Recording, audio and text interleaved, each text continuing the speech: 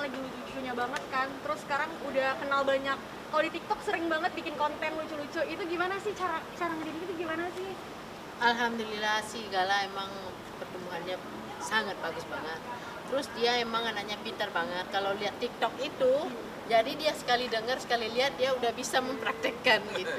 Jadi kita yang diajarin sama dia. Oke, baik. Itu paling kalau sekarang apa namanya? Kalau sama yang pengasuhnya itu memang deket banget berarti ya? Iya, dia dekat banget. Soalnya kan dia dari lahir sama pengasuhnya. Sejauh ini tapi perkembangan Gala gimana nih? Bagus. Kayaknya makin aktif banget gitu, apalagi anak cowok kan, kayaknya makin banyak gerak gitu. Iya. Iya. Anaknya memang aktif. Dan dia alhamdulillah sehat. Jadi karena sehat, karena keaktifan dia, jadi apa-apa tuh gampang dia tiru. Gampang dia contoh. Sekarang juga kan kalau misalkan lihat TikTok, anak-anak lagi pada deket banget nih sama pasangan masing-masing gitu kan. Terus Kak Frans juga lagi deket juga nih isunya sama gimana tuh pantungannya nih? Isunya banyak kan udah kalau Gimana tuh? Kalau itu nanggap itu si peran yang nanggap.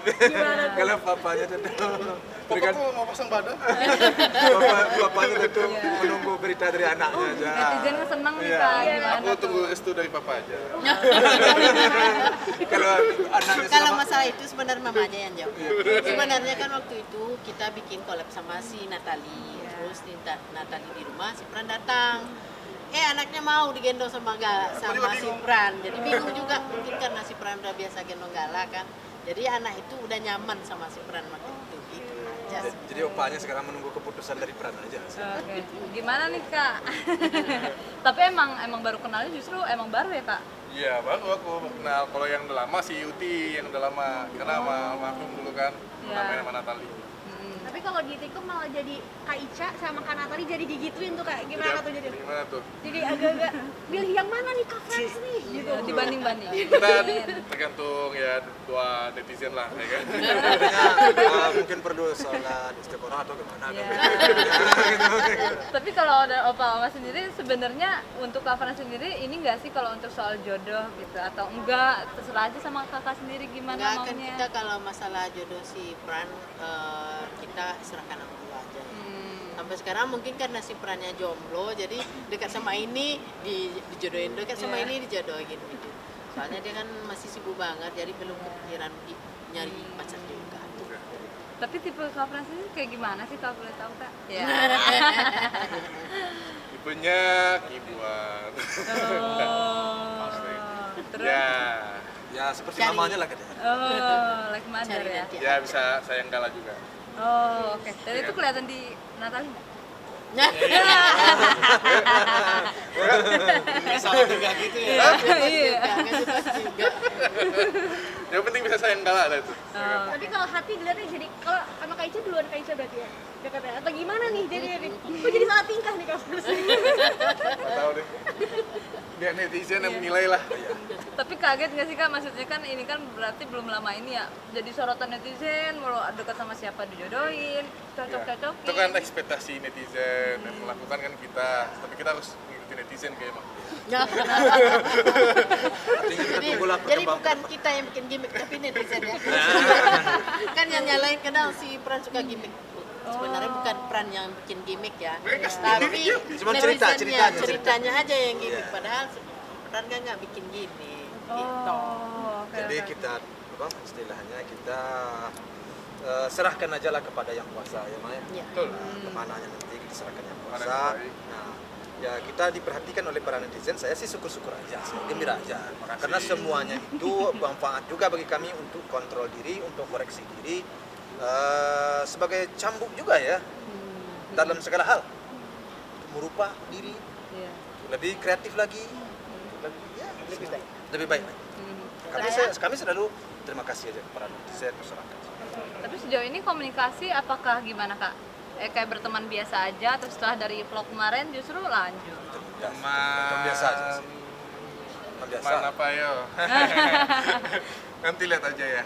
Oke. teman Oke. apa. Oke, terakhir nih mungkin Opa makan ini kan selain Kak Frans juga kan mungkin dari ada dari Fuji juga, udah juga punya pasangan. Nah, ini gimana nih maksudnya kalau dari Om Opa sendiri kalau untuk anak-anak apakah tipenya yang disiplin kah atau yang posesif kah atau yang justru gimana anaknya aja?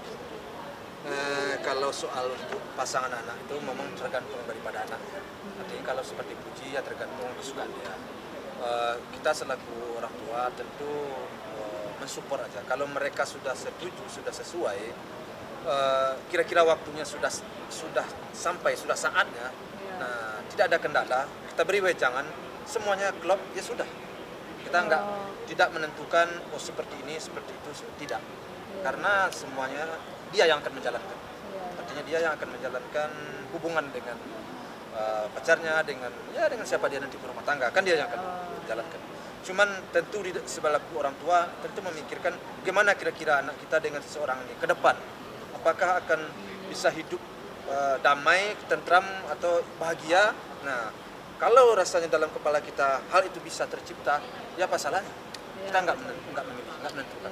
Tapi kalau rasanya ini akan membuat sesuatu masalah yang akan timbul di belakang hari, ya lebih baik tentu tidak.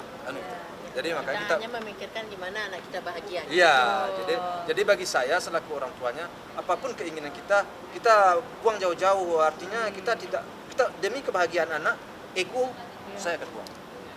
Ego dan kepentingan kita buang. Karena kita selama ini kan memperjuangkan demi anak.